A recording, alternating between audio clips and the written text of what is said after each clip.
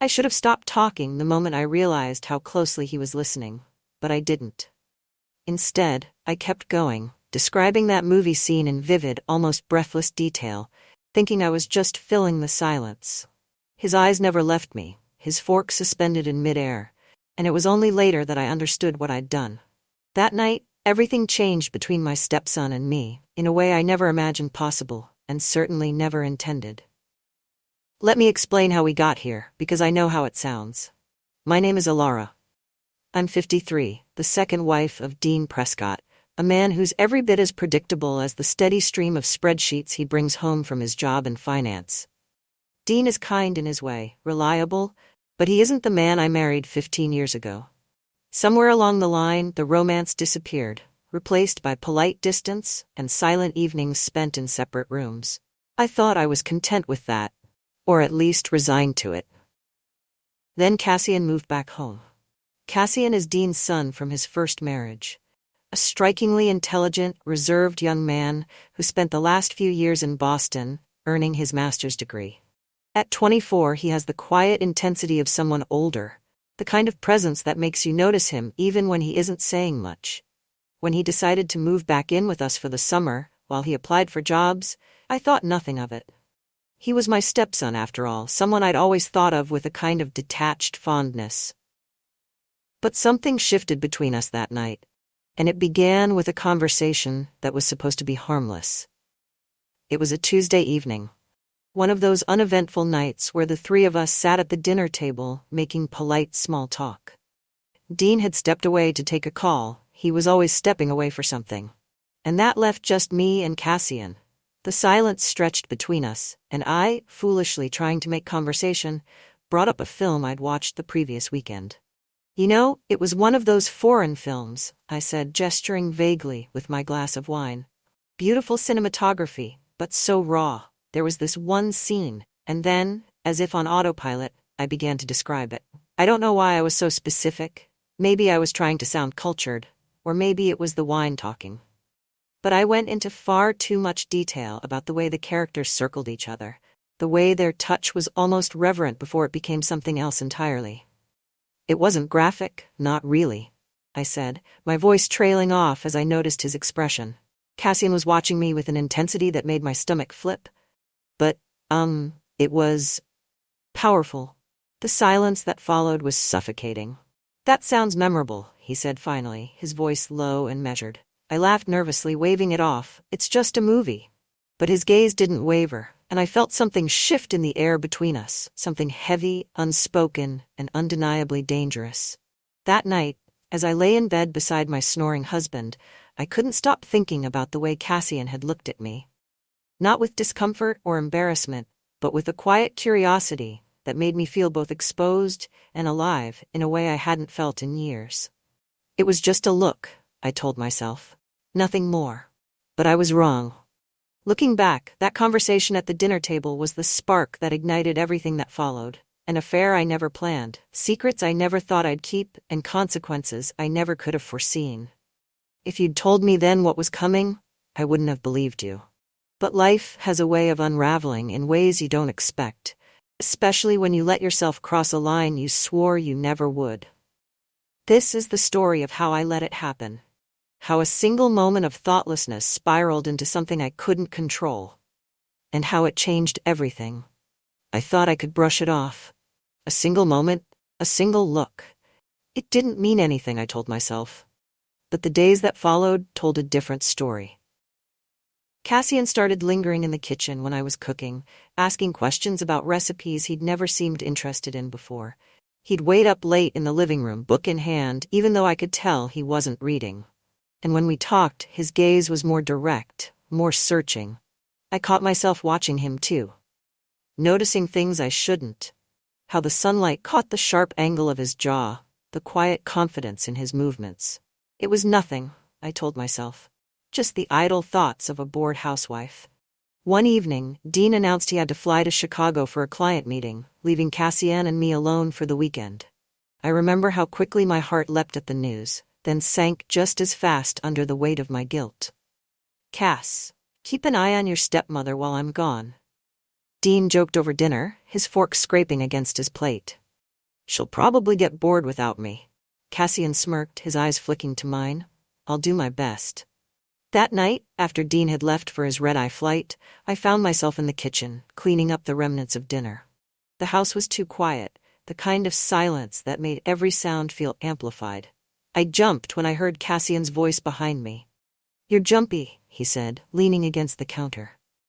He was holding a glass of water, though he hadn't taken a sip. "I'm fine," I said quickly, turning back to the sink.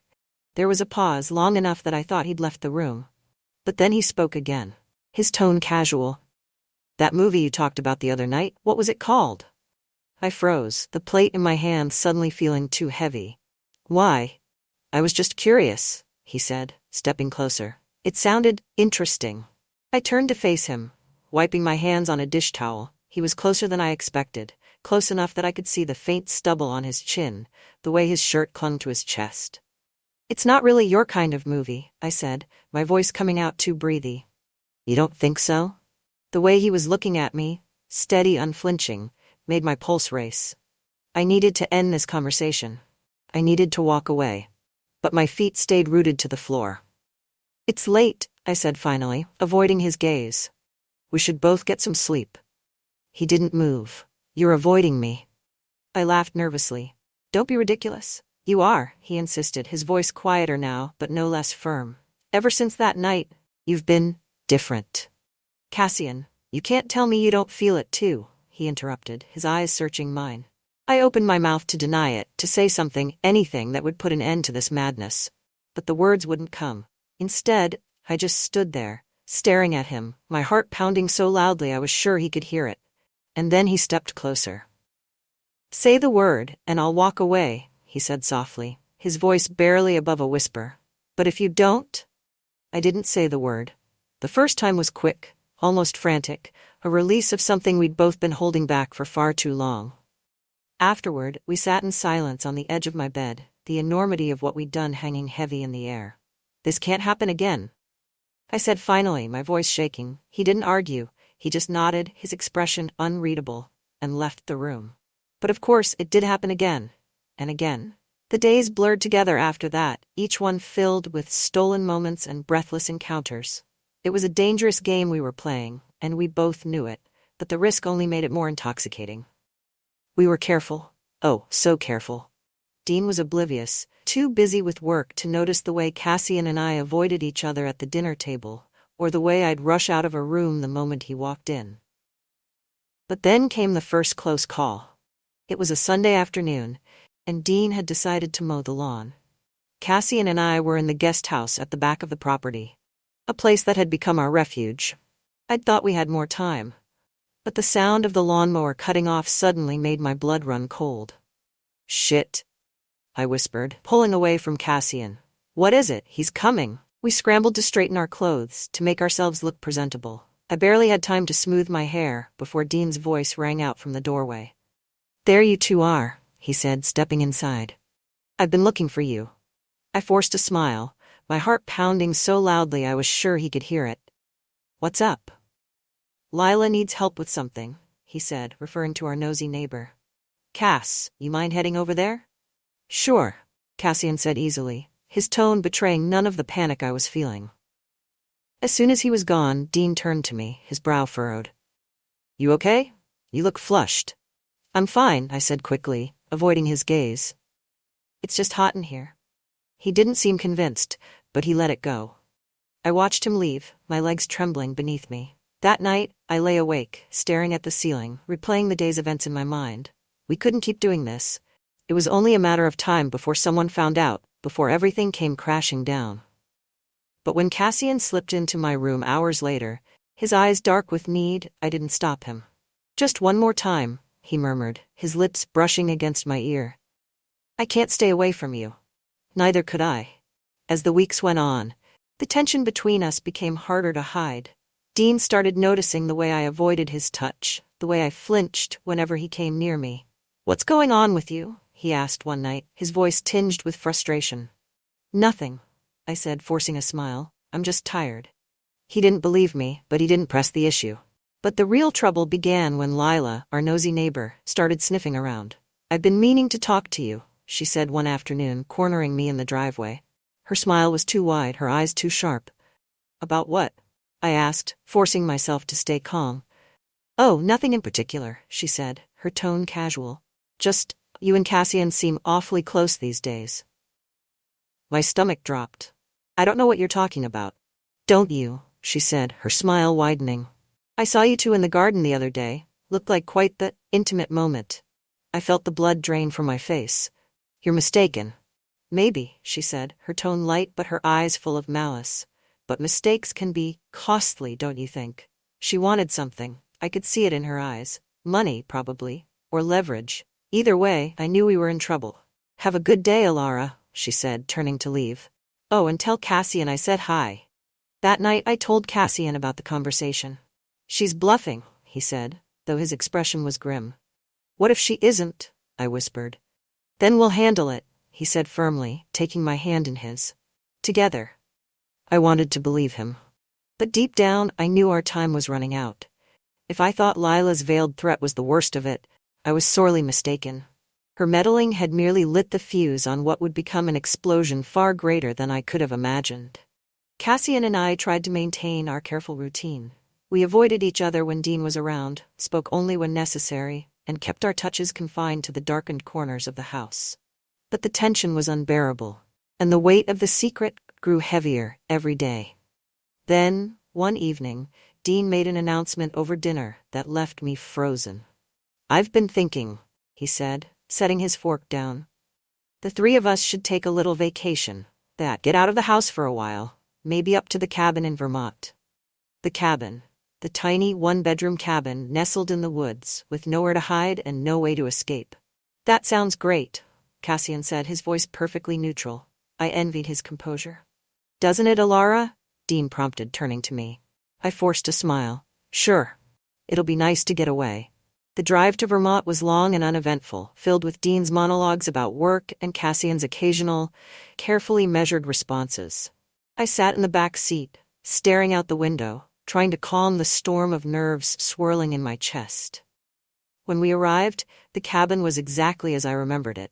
Small and rustic, with a single bedroom and a pull-out couch in the living room. Dean and I would take the bedroom, of course, leaving Cassian to sleep on the couch. At least, that was the plan. That first night, after Dean had fallen asleep, I lay in bed staring at the ceiling, listening to the faint creak of the floorboards as Cassian paced the living room. Finally, unable to stand it any longer, I slipped out of bed and crept to the doorway. He was standing by the window, his silhouette outlined by the pale moonlight. He turned at the sound of my footsteps, his expression unreadable. You shouldn't be here, he said quietly, though there was no conviction in his voice. I know, I whispered, taking a step closer. Dean's right there, he murmured, his gaze flicking toward the closed bedroom door. I know, I repeated, my voice trembling. But I didn't stop. The pull was too strong, the temptation too overwhelming. And there, in the dim glow of the cabin's living room, we broke every rule we'd set for ourselves. It was reckless, it was dangerous, and it was inevitable. The next morning, I woke to the sound of voices. Just seems odd, that's all, Dean was saying. His tone was casual, but there was an edge to it that set my nerves on edge. What's odd? Cassian replied, his voice calm and steady. The way you two act around each other, Dean said, lowering his voice. I'm not blind, Cassian. I froze in the doorway, my heart hammering in my chest. Are you accusing me of something? Cassian asked, his tone cold. Dean hesitated. No, of course not. But I can't help but notice things. I stepped into the room, forcing a smile. What's going on? Nothing, Dean said quickly, his expression softening as he turned to me. I was just saying how nice it is to have Cassian here. It's been too long since we've all spent time together. I nodded, though I could feel Cassian's eyes on me. The unspoken tension was suffocating. As the days passed, the walls of the cabin seemed to close in around us. Every glance, every accidental touch felt like a loaded gun. And then, on the third night, the inevitable happened. Dean had gone to bed early, complaining of a headache. Cassian and I were sitting by the fireplace, the crackling flames the only sound in the room. I can't do this anymore, I said finally, my voice barely above a whisper. Do what? He asked, though he knew exactly what I meant. This, I said, gesturing between us. It's too risky, we're gonna get caught. He leaned forward, his elbows resting on his knees. What do you want me to do, Ilara? Pretend I don't feel this way? Pretend you don't. I looked away, my throat tightening. We have to stop. He reached out, his fingers brushing mine. You don't mean that. Before I could respond, a loud thud from the bedroom made us both jump. What was that? I whispered, my heart racing. Cassian stood, his expression tense. Stay here. He walked toward the bedroom, his footsteps silent on the wooden floor. I watched as he opened the door and disappeared inside. A moment later I heard voices. What the hell is going on here? Dean's voice was low and furious, though I couldn't make out the words.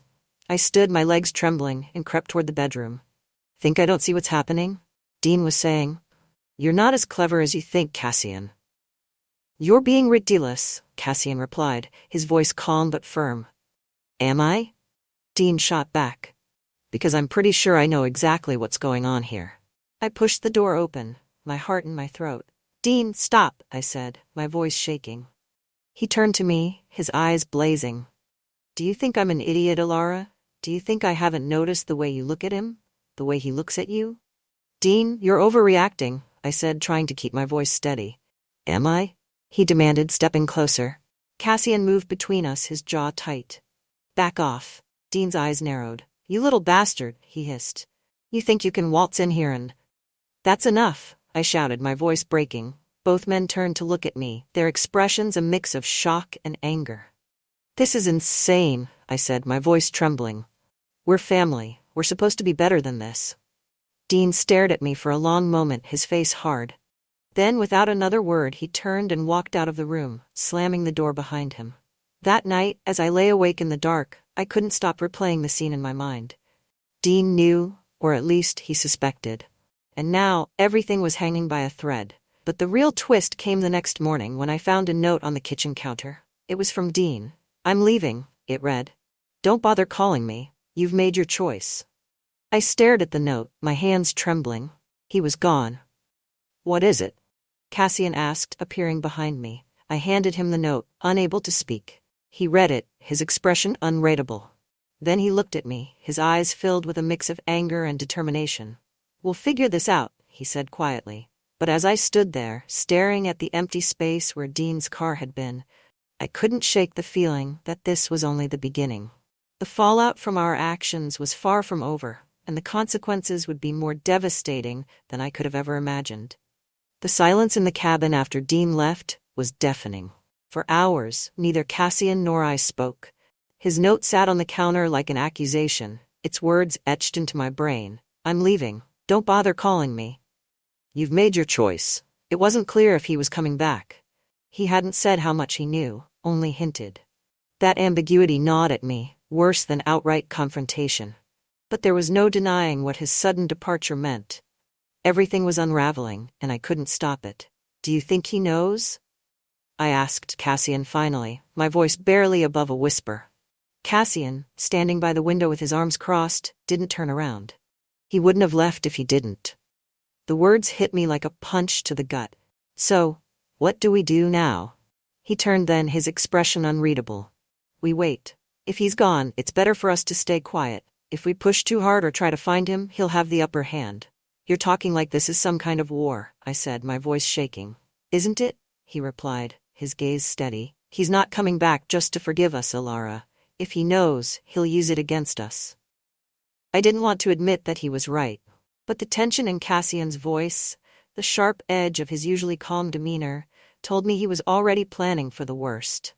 2 days passed without a word from Dean.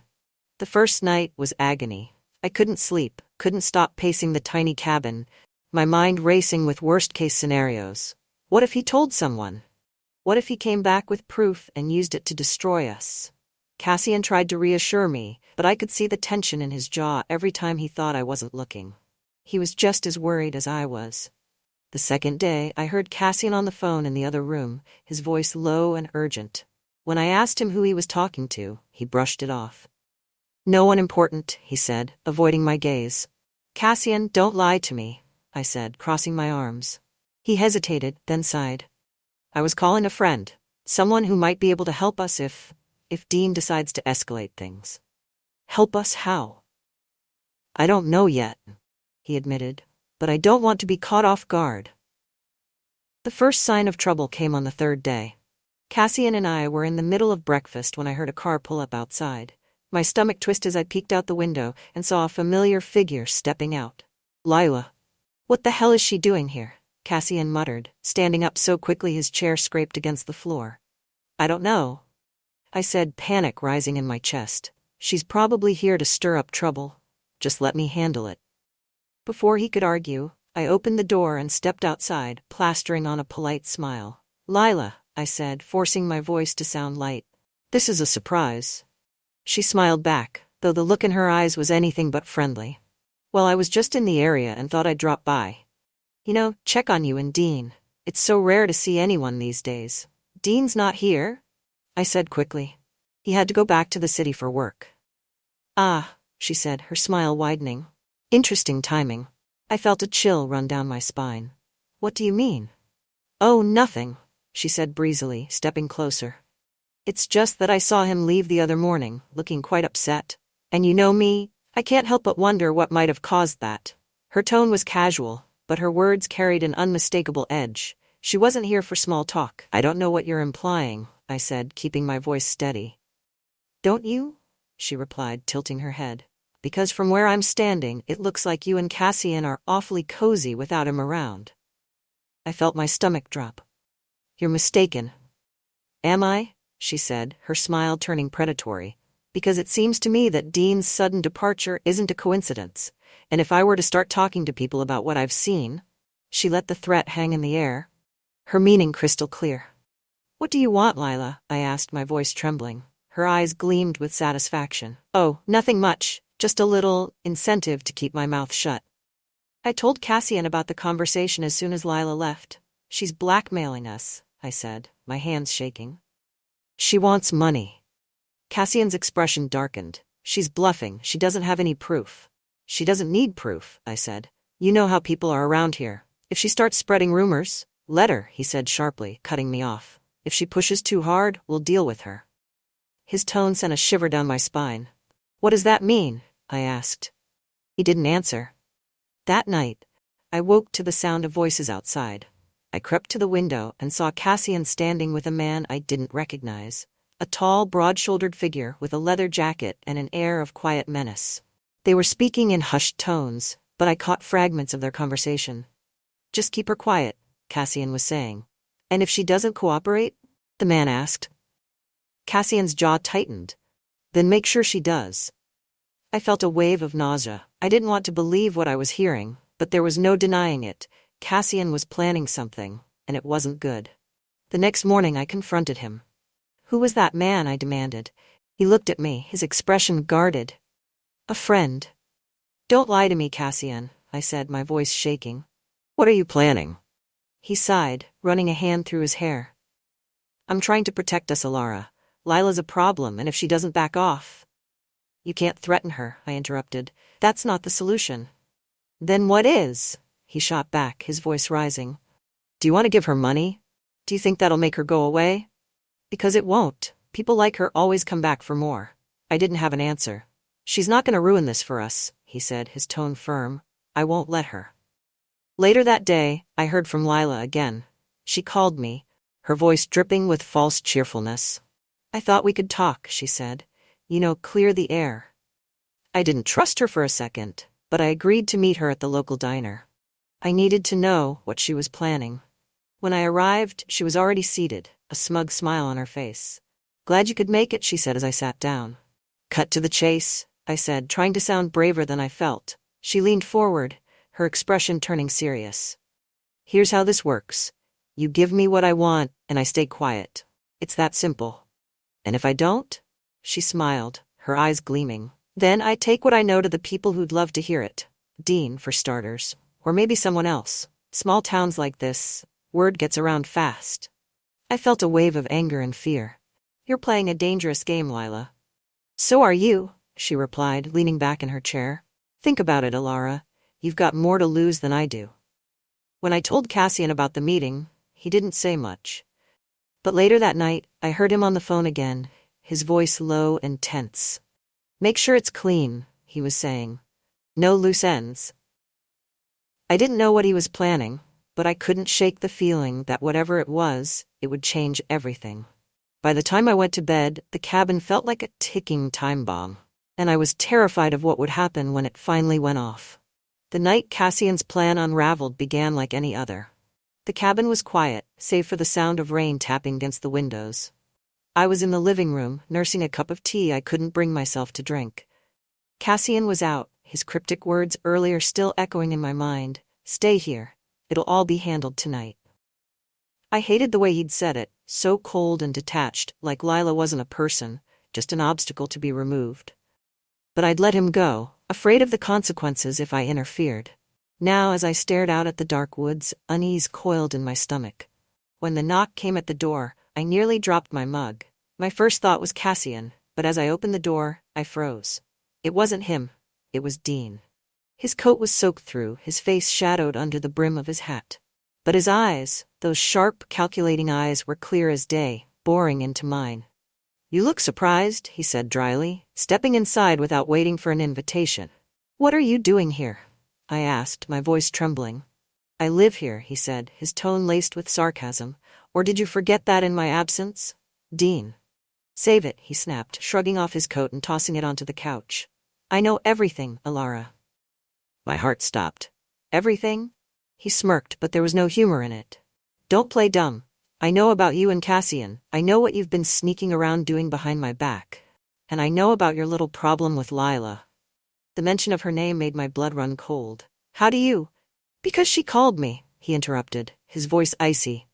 "She called me Alara, told me everything. She was kind enough to share some interesting details about what's been happening in my absence." I staggered back, gripping the edge of the table to steady myself. "Dean, Don't bother lying," he said, stepping closer. "You're not as clever as you think. You thought you could humiliate me, make a fool out of me? My own wife and my own son?" His words were venomous, each one cutting deeper than the last. "I never wanted this to happen," I whispered, tears stinging my eyes. It got out of control." He laughed bitterly. "Got out of control? You think that excuses it?" "Dean, please," I said, my voice breaking. "I'll do whatever it takes to make this right." "Make this right?" he repeated, his voice rising. "You can't make this right, Alara. You've destroyed everything." Before I could respond, the sound of tires crunching on gravel outside made both of us freeze. The door burst open moments later, and Cassian stepped inside, his expression dark and tense. "Cassian," Dean said, his voice dripping with contempt. "Right on time." Cassian's eyes flicked between us, his jaw tightening. "What's going on?" "Oh, don't pretend you don't know," Dean spat. "You and your stepmother here have been very busy, haven't you?" "Dean, stop," I pleaded, stepping between them. "No," Dean snapped. "I'm done pretending. I'm done playing the fool. Cassian, you want to explain yourself? Or should I?" Cassian didn't flinch. "There's nothing to explain," he said, his voice calm. "You've already made up your mind." Dean's hand clenched into a fist, and for a moment, I thought he might actually hit him. But then he took a step back, his face twisting into a bitter smile. "You think you're so clever, don't you?" he said. "But here's the thing, son, I'm not the only one you have to worry about." Cassian stiffened. "What does that mean?" "It means," Dean said, his voice cold, "that I'm not the only one Lila called. She's talking to someone else, someone who might be very interested in what she knows." Cassian's face darkened. "Hell," Dean shrugged. "I guess you'll find out soon enough." The rest of the night passed in a blur. Dean locked himself in the bedroom, leaving Cassian and me alone to grapple with what he'd said. "He's bluffing," Cassian said, pacing the living room. "He's trying to scare us." "What if he's not?" I asked, my voice trembling. Cassian stopped and looked at me, his expression hard. "Then we deal with it." "Cassian." "No," he interrupted, his tone sharp. "I'm not letting him destroy us, Alara. Not him, not Layla, not anyone." His determination should have comforted me, but it only made me more afraid. The next morning, the final blow came. I was in the kitchen, staring blankly at a cup of coffee I couldn't bring myself to drink, when the sound of a car pulling up outside made my stomach twist. Cassian appeared in the doorway, his face pale. "It's the police." My heart stopped. "What?" "They're here," he said, his voice tight. "Someone tipped them off." I rushed to the window and saw two uniformed officers stepping out of the car, their expressions grim. "What do we do?" I whispered. Cassian didn't answer. Moments later, there was a knock at the door. "Alara Prescott?" one of the officers asked when I opened it. "Yes," I said, my voice barely audible. "We need to ask you some questions," he said. "About an incident involving Lila Carter." I felt the blood drain from my face. "What kind of incident?" The officer exchanged a glance with his partner. "She's missing." The hours that followed were a blur of questions, accusations, and rising panic. Lila was gone, vanished without a trace, and Cassian was the last person known to have had contact with her. "I didn't do anything to her," he insisted, his voice steady even as the officers pressed him. "She was fine the last time I saw her." But their suspicion was clear, and so was mine. When the police finally left, I turned to Cassian, my voice trembling. "What did you do?" "Nothing," he said, meeting my gaze. "You have to trust me." But I couldn't. Not anymore. In the days that followed, the weight of what we'd done and what we might still do became unbearable. Dean stayed away, the police kept circling, and the secret that had once been thrilling now felt like a noose tightening around my neck. And then one night, Cassian came to me with a plan. "We leave," he said. "We take what we can and disappear. Start over somewhere else." I stared at him, my heart breaking. "Cassian, we can't just run away." "Why not?" he demanded. "There's nothing left for us here. Dean's gone, Lila's gone. What's keeping us here?" His words were desperate, almost pleading. But I couldn't ignore the truth. This wasn't the life I wanted. "I can't do this," I said finally, my voice shaking. "I can't keep running." His expression hardened. "So that's it? You're giving up?" "I'm sorry," I whispered, tears streaming down my face. For a moment he just stood there, staring at me. Then he turned and walked away, leaving me alone with the wreckage of what we'd done. In the end, I was left with nothing but questions. What had happened to Lila? Where had Dean gone? And what would become of Cassian? I didn't have the answers. All I knew was that the choices I'd made, the lies, the betrayals, the forbidden love, had led me to this moment. And now, there was no going back.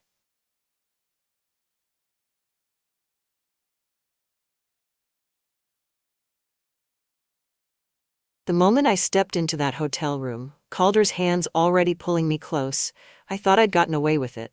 I didn't know that Victor, my husband, was sitting in his car just outside, watching it all unfold. I told Victor I was going to visit Ava, an old college roommate who'd just moved back to the state. It wasn't a complete lie. Ava did exist. I even texted her beforehand to let her know I'd listed her as my alibi, just in case Victor decided to check. Victor didn't ask many questions when I brought up the trip, which wasn't like him. Usually he'd grill me about logistics, how long I'd be gone, whether I'd packed everything, if I'd checked the car's oil before driving out of town.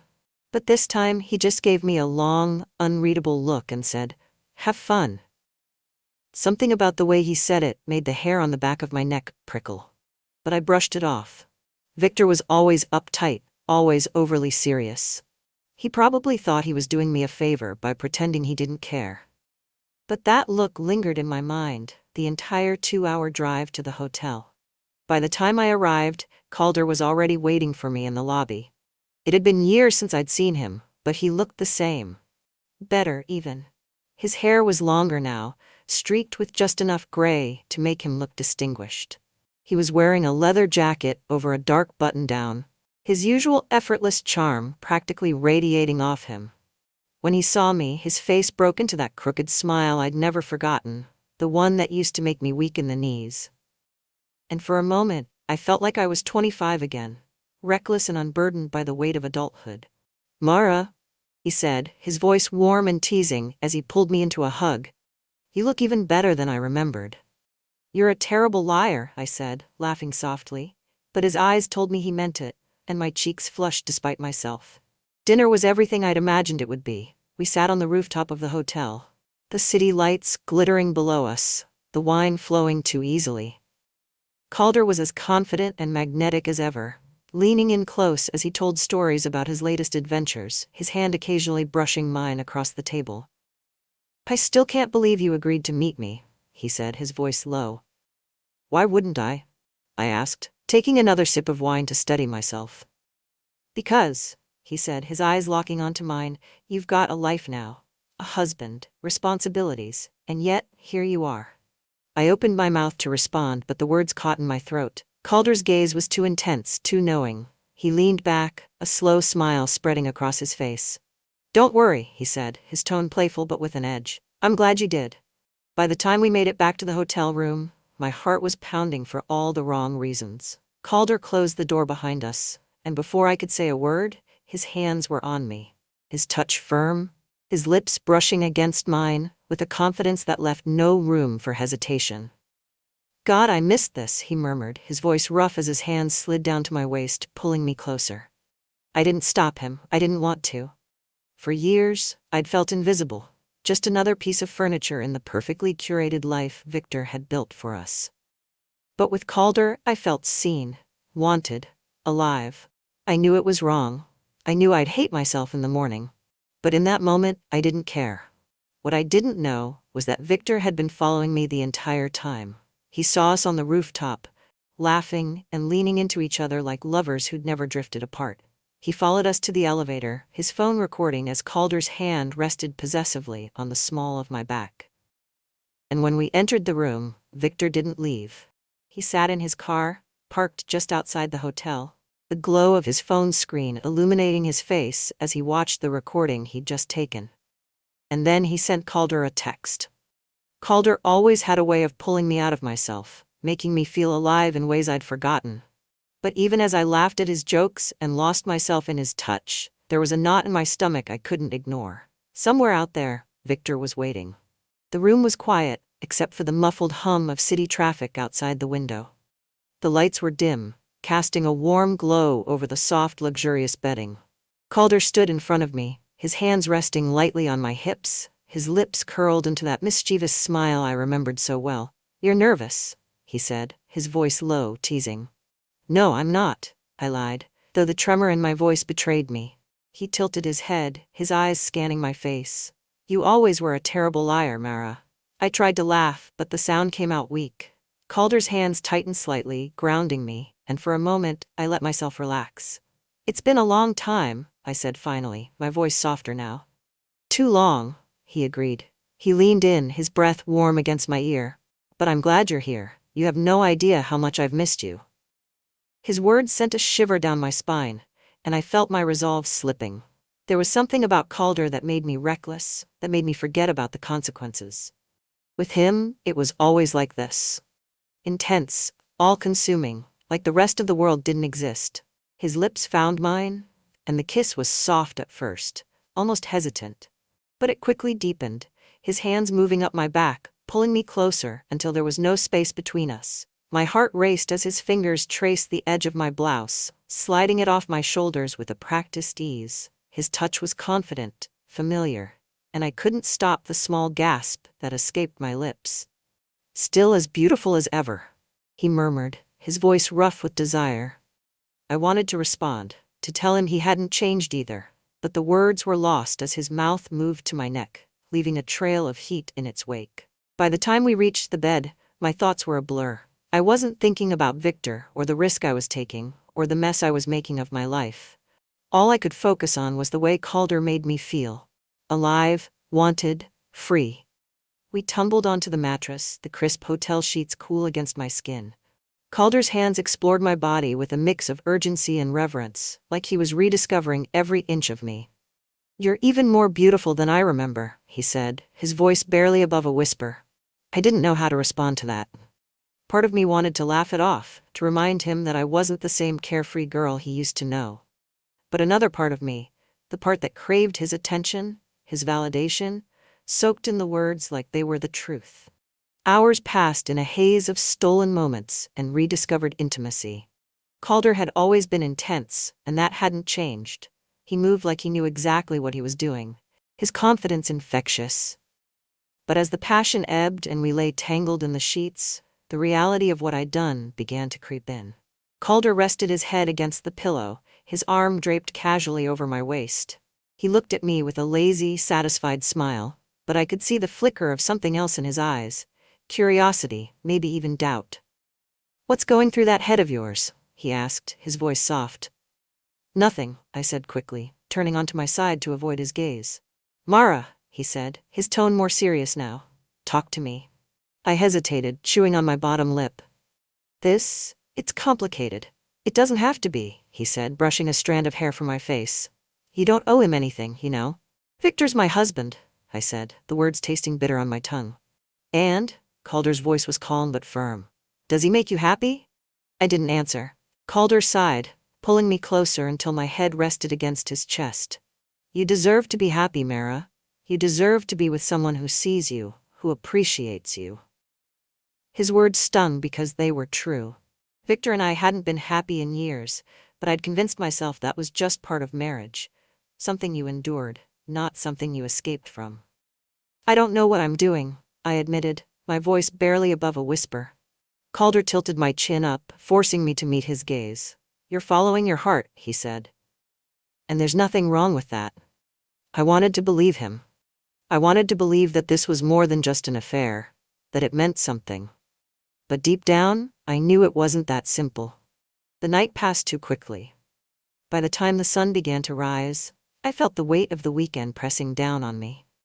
Calder was still asleep, his arm draped over me, his breathing steady and calm. I slipped out of bed quietly, careful not to wake him, and stood by the window, staring out at the city below.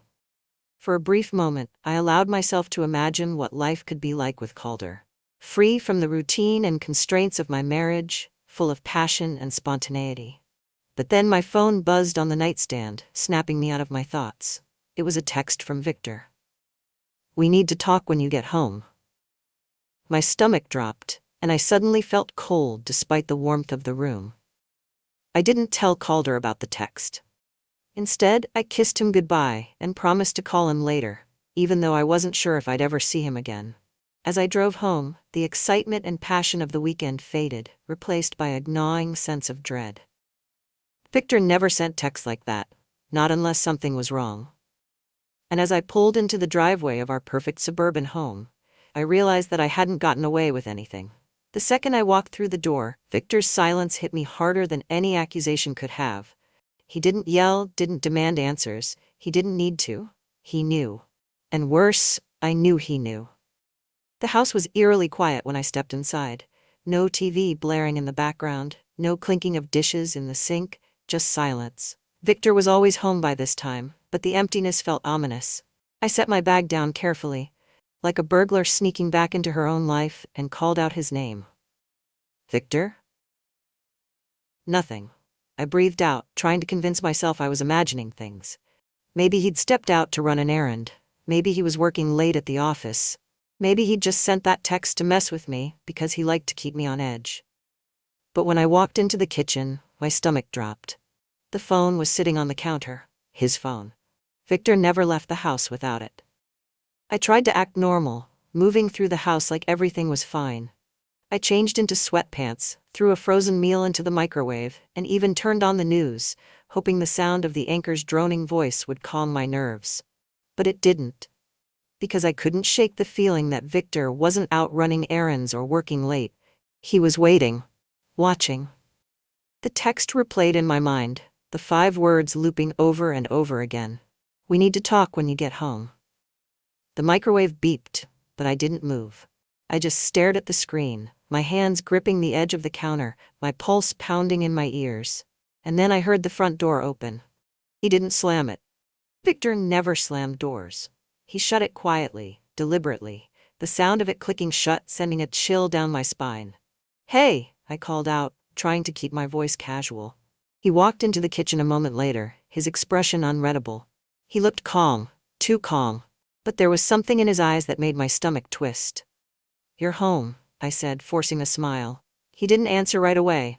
Instead, he leaned against the counter, his arms crossed over his chest, and just stared at me. How was Ava? He asked finally, his tone light, almost conversational. My throat tightened. She's good, I said quickly. We had a great time catching up. He nodded slowly, his eyes never leaving mine.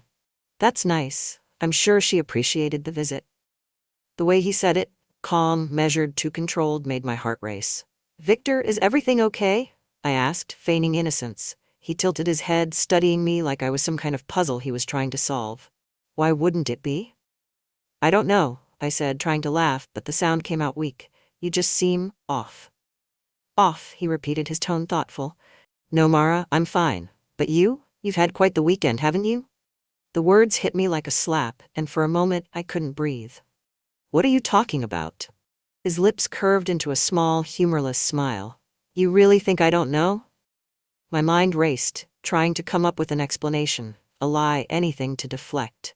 But Victor didn't give me the chance. He reached into his pocket and pulled out his phone.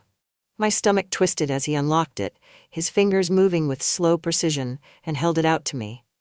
Go ahead, he said, his voice icy. Press play. My hand trembled as I took the phone. The screen was bright, showing a video file with a timestamp from the night before. I hesitated, my heart pounding, and looked up at him. His expression didn't change. Press play. The video started, and my worst fears were confirmed. There I was, sitting across from Calder at the rooftop restaurant, laughing as he leaned in close, his hand brushing against mine. The camera zoomed in as Calder kissed my hand, the intimacy unmistakable. The video cut to us entering the elevator together, Calder's arm around my waist, my head resting against his shoulder. And then, the final scene, Calder opening the door to our hotel room, pulling me inside, his hands already on me. I stopped the video before it could go any further, my hands shaking so badly I nearly dropped the phone. Victor, I whispered, tears burning in my eyes. Don't, he said sharply, cutting me off. I don't want to hear your excuses. I stood there, frozen, as Victor took the phone from me and slipped it back into his pocket. His calmness was more terrifying than any shouting or anger could have been. How long? He asked. What? How long has it been going on? He repeated, his tone colder now. It's not, I started, but he raised a hand, silencing me. Don't lie to me, Mara, not anymore. How long? Just this weekend, I said quickly, the words spilling out before I could stop them. It was a mistake. It won't happen again.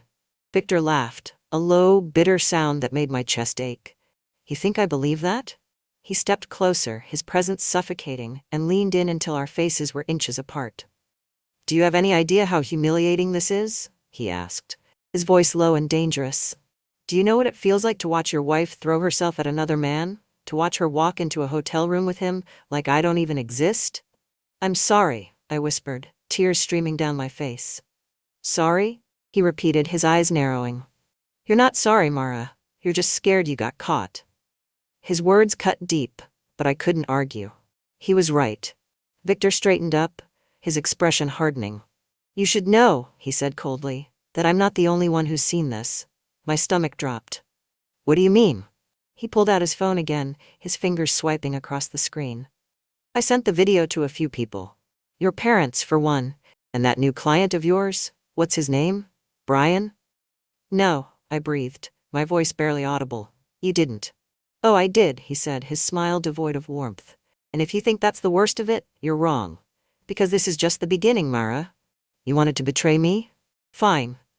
But now you get to live with the consequences. I felt like the air had been sucked out of the room. My chest ached, my vision blurred with tears, and I couldn't think straight. Victor didn't wait for a response. He turned and walked out of the kitchen, leaving me standing there, broken and alone. And as the full weight of what he'd done crashed down on me, I realized something terrifying. This wasn't over. It had only just begun. I thought the worst was behind me. Victor had the evidence, my life was already unraveling, but at least Calder would be there. That was the one thing I clung to, that he cared. I couldn't have been more wrong. The day after Victor confronted me was a blur of shame and panic. He didn't yell, didn't threaten divorce, but his calm, venomous control was worse. The video had already reached my parents by the time I woke up.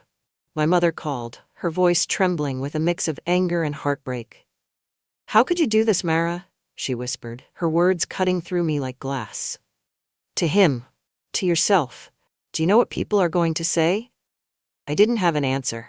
I didn't even try to defend myself. By noon, I couldn't take it anymore. My coworkers were whispering behind my back, my phone buzzed relentlessly with texts from Victor's family members, and I knew I had to talk to someone. Him. Calder had to know what was happening. I drove to the cafe where Calder and I had agreed to meet that morning. It was a small place tucked away in a quiet corner of the city, and I hoped the isolation would give us some privacy.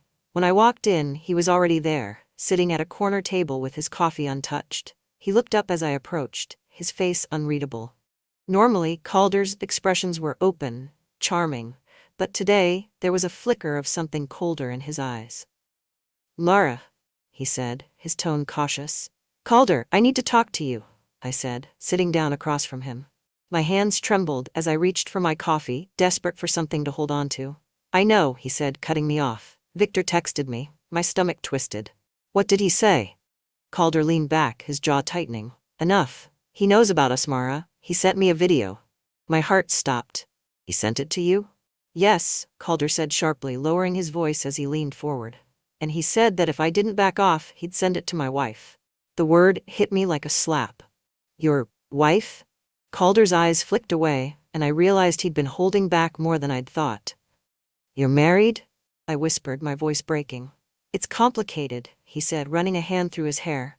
"Don't you dare," I hissed, my shame and fury bubbling over. "You let me think." "I didn't let you think anything," he snapped, his voice harder now. "You didn't ask, and I didn't tell. You're not exactly innocent here, Mara." The words stung, but I pushed past them. "Victor sent the video to my family, Calder, my clients. My life is falling apart, and you're telling me you've got a wife?" Calder's jaw clenched. "Look, I didn't know it was going to come to this. I didn't think Victor was capable of pulling something like this. He's insane." "He's insane?" I said, my voice rising. "No, Calder, he's calculated, and now he's dragging both of us down." For a moment, Calder didn't respond. He just sat there, staring at me with an expression I couldn't read. Finally, he sighed, shaking his head. "I can't do this," he said, standing abruptly. "What?" I asked, my voice trembling. "I can't be part of this," he said, his tone firmer now. "Victor's already on the warpath, and I'm not going to let him ruin my life too." I stood as well, grabbing his arm. "You're seriously walking away? After everything?" He turned to me, his expression cold. "This was a mistake, Mara. All of it." The words hit me harder than I expected, and I felt tears welling up in my eyes. "So that's it?" I asked, my voice breaking. "You're just going to leave me to deal with this alone?" Calder hesitated, his jaw tightening. "I have to think about my family, my business. I can't get dragged into your mess." "My mess?" I said, my voice shaking with anger. "You were part of this too, Calder. Don't pretend like you didn't know exactly what you were doing." He didn't respond. Instead, he reached into his pocket and pulled out something small, my necklace, the one Victor had given me on our anniversary years ago. I hadn't even noticed it was missing. "I thought this might mean something to you," he said, holding it out. I stared at it, my hands trembling. "Why do you have that?" "You left it at the hotel," he said simply. "Figured you'd want it back." The gesture felt hollow, almost mocking. I snatched the necklace from his hand, my chest tightening with a mix of anger and heartbreak. "Goodbye, Mara," Calder said, his voice softer now, almost apologetic. And just like that, he walked out, leaving me standing there, alone in the middle of the cafe, clutching the necklace like it was the only thing holding me together. I don't know how long I stood there staring at the door long after Calder had disappeared. The weight of everything hit me at once. Victor's betrayal, Calder's cowardice, the wreckage of my life spreading further with every passing moment. By the time I left the cafe, my legs felt like they were moving on autopilot. I got into my car and sat there, staring at the steering wheel as tears streamed down my face. This was my fault. All of it. I'd let my unhappiness, my selfishness, my weakness lead me down a path I couldn't come back from. But as I sat there, something inside me shifted. Anger replaced the sadness, a quiet, simmering rage that burned away the tears. Victor thought he'd won. Calder thought he could walk away unscathed. They were both wrong. Victor didn't scream, didn't throw things, didn't even raise his voice. He didn't have to. His cold, calculated moves were far worse, and when I thought he'd done his worst, he found another way to destroy me. When I got home that night, the house was too quiet. Victor was in the living room, sitting on the couch with a glass of scotch in his hand, his phone resting on the coffee table. The screen glowed faintly, and I could see he'd been watching something, the video. He didn't look at me when I walked in. He just swirled the amber liquid in his glass, the sound deafening in the silence. "Sit," he said finally, his voice calm, detached. I hesitated for a moment before obeying. lowering myself onto the chair across from him. My heart was pounding so hard I thought he might hear it. "I spoke to your mother today," Victor began, still not looking at me. "She had a lot to say about her daughter's behavior." "Do you know what she said?" I swallowed hard, shaking my head.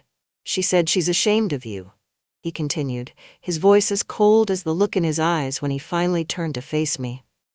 "She said she can't believe the woman she raised would stoop this low." Tears stung my eyes, but I didn't let them fall. Crying wouldn't help me here. Nothing would. "That wasn't enough though," he said, leaning back against the couch, "so I made sure a few other people saw the video, just to drive the point home." I froze, my breath catching in my throat. "Victor, what did you do?" He smiled, and the sight of it chilled me to my core. "Your new client, Brian? The one you've been working so hard to impress?" He picked up his phone and tapped the screen. "He's seen it, got the email this morning." I felt like I'd been punched in the stomach. Brian was one of the most influential clients my firm had ever landed. If he'd seen the video, my career was over. "You didn't," I whispered, my voice trembling. "Oh, I did," Victor said smoothly. "And I made sure he knew exactly who he was dealing with. Do you think he wants to work with someone like you now? Someone who can't even keep her personal life together?" I couldn't breathe. The walls felt like they were closing in, the air thick with the weight of everything I was losing. "You're ruining me," I said, my voice breaking. "No, Mara," Victor said, setting his glass down on the table. "You ruined yourself. I'm just making sure you feel the consequences." "Why are you doing this?" I asked, tears streaming down my face now. "What do you want from me?" Victor leaned forward, his elbows resting on his knees, his eyes locking onto mine. "What I want," he said slowly, "is for you to understand what you've done, to feel what I felt when I watched that video. The humiliation, the betrayal, the rage. I made a mistake," I said, my voice trembling. "I know that. I'm sorry, Victor, I'll do anything to fix this." He tilted his head, studying me like I was some kind of experiment. "Anything?" "Yes," I said desperately. He leaned back again, a cruel smile playing at the corners of his mouth. "Then here's what's going to happen," he said. "You're going to stay here, in this house, and you're going to do exactly what I say. No more lies, no more secrets. You're going to be the perfect wife, obedient, attentive, quiet." "And if I don't?" I asked, my voice barely above a whisper. Victor's smile widened. "If you don't, I'll send the video to everyone, your entire contact list, your boss, your coworkers, every single one of your clients, and I'll make sure it's uploaded to every platform I can find." I felt like the floor had dropped out from beneath me. He wasn't bluffing. I could see it in his eyes. He'd already burned my bridges with my family and my clients, and he wouldn't hesitate to burn the rest. "You're a monster," I whispered. Victor laughed, the sound devoid of humor. "No, Mara. I'm just a man who's been pushed too far." The days that followed were a living hell. Victor didn't have to scream or threaten me anymore. The silent power he held over me was enough. He controlled everything. What I wore, where I went, even who I spoke to. My phone was no longer my own. He checked it daily, scrolling through my messages and emails, deleting anything he deemed unnecessary. At night he would sit in the living room, drinking his scotch and watching the video on his phone like it was some kind of trophy. He never said anything about it, but the faint sound of it playing from the other room was enough to send me spiraling. I was trapped, suffocating under the weight of his control, and I didn't see any way out. One night, as I lay in bed staring at the ceiling, I heard Victor's voice from the living room. At first, I thought he was talking to someone on the phone, but as I listened more closely, I realized he was talking to himself. "She'll break eventually," he said, his voice low but sharp. "They always do." The words sent a chill down my spine.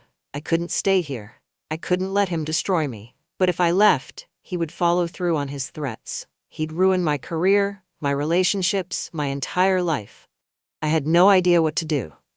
The next morning, I found myself standing in the bathroom, staring at my reflection. My face was pale, my eyes hollow, and for the first time, I didn't recognize the woman staring back at me. This wasn't who I wanted to be. Victor thought he'd won. He thought he'd broken me, that I was too scared to fight back. But he was wrong. Victor thought I was beaten, that I'd just lie down and let him control me forever. But as I stood in the doorway of our home, a suitcase in one hand and his threats hanging over my head, I realized something. I'd rather lose everything than let him win.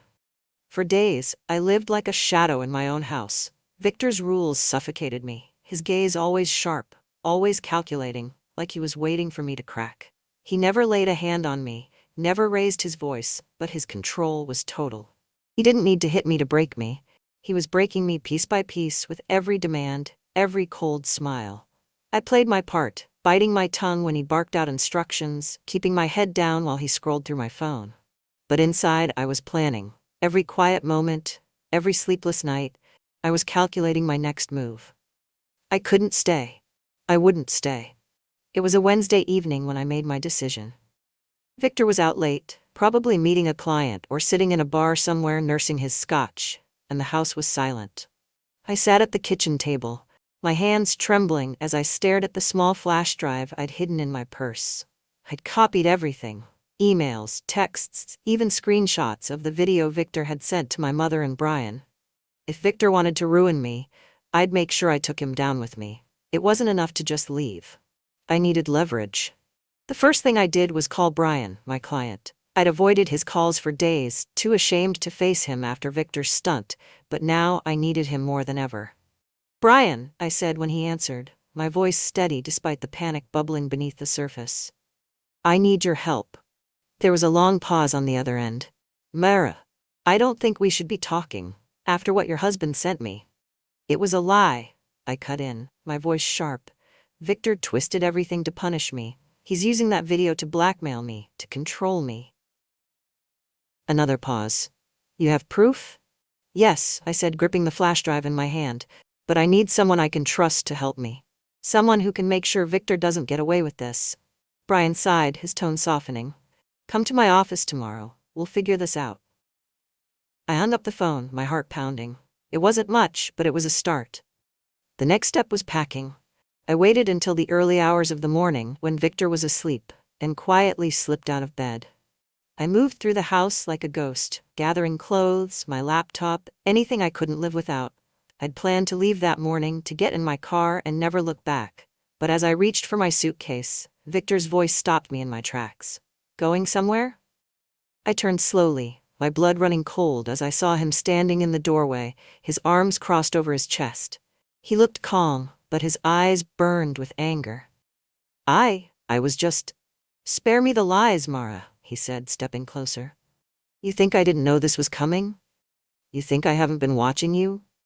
My chest tightened as he pulled out his phone, holding it up for me to see. On the screen was a live feed from the security cameras he'd installed around the house. "You're predictable," he said, his voice low. "I've been waiting for you to try this." I forced myself to stand tall, meeting his gaze despite the fear clawing at my throat.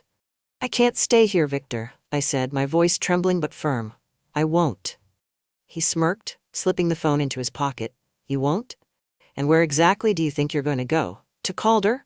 Oh wait, he left you, didn't he? Or maybe to your family? Because last I checked, they don't want anything to do with you."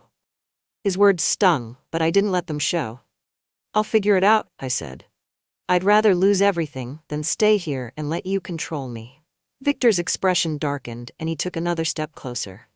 "You think you have a choice, Mara? You think you can just walk out that door and start over? If you leave, I'll make sure there's nothing left of your life to rebuild." For a moment, his words froze me in place. He'd already destroyed so much, my family, my reputation, my career. But as I stood there, staring at the man I'd once loved, I realized something. I wasn't afraid of him anymore. "You've already taken everything," I said, my voice steady now. "There's nothing left for you to destroy." Victor's smirk faltered, just for a second, and I knew I'd hit a nerve. "You think you're strong enough to do this?" he said, his voice colder now. "You're not. You're nothing without me, Mara." "Maybe," I said, stepping past him, my suitcase in hand. "But I'd rather be nothing than stay here and let you destroy me." I walked out the door before he could stop me, my heart pounding as I stepped into the cool night air. I didn't know where I was going. I didn't know what came next. But as I drove away from the house that had felt like a prison for so long, I felt something I hadn't felt in years. Freedom.